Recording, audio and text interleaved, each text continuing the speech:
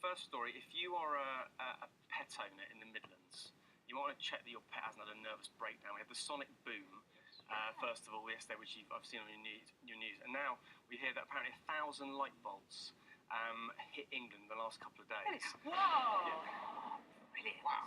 That's the only reason I did it. That's a great effect, that is. So the effects boys, haven't they, just to make us jump? Effect, yeah, quite.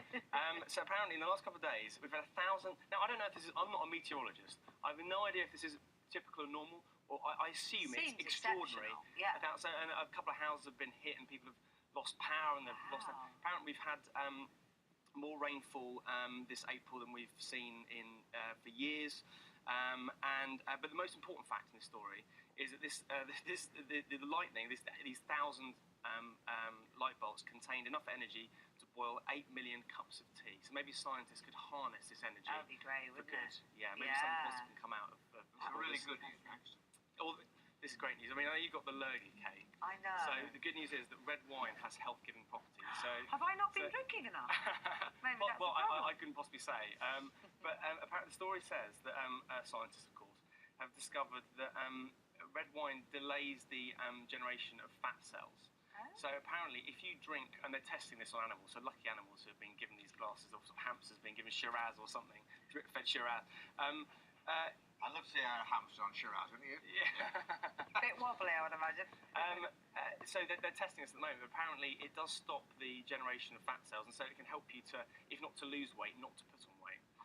This is red wine. Why made you sharper as well, mentally sharper. Really? Not you just keep these and put them in a scrapbook, John, don't you? Just to make yourself feel better on Friday nights, yeah. Well, I remember a story a few years ago. The long-distance runner, Haile Gebrselassie, said that every night before running, he would have 2 or 3 glasses of wine. I'm not sure whether that was to put off his opponents, so they'd all start to get tanked up before a race, or whether he was being honest or not. But either way, we await to see the results of that test. A quickie.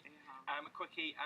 Apparently, the sort of the styles, which obviously form part of the British landscape in the countryside, rural countryside, are potentially under threat.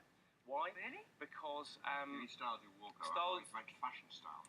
I apologise. Styles you walk over. Because overweight people are struggling to get over them. I have to say, after a pub lunch, I myself have maybe struggled over 1 or 2 styles.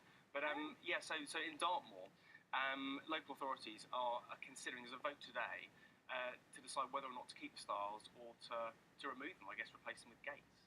Oh my goodness, it's part of the countryside. It's kind of a style. It's always part of it. Yeah. Obviously, if you're advancing in years or you're disabled, then obviously they're difficult. So there are more reasons than just for people who are overweight. So there is some potential common sense. Good headline, nevertheless. Yeah, exactly. It's tricky with prams and all that as well, isn't it? Yeah. All right, Lee, thanks very much indeed. Now, would you let a black cat cross your path?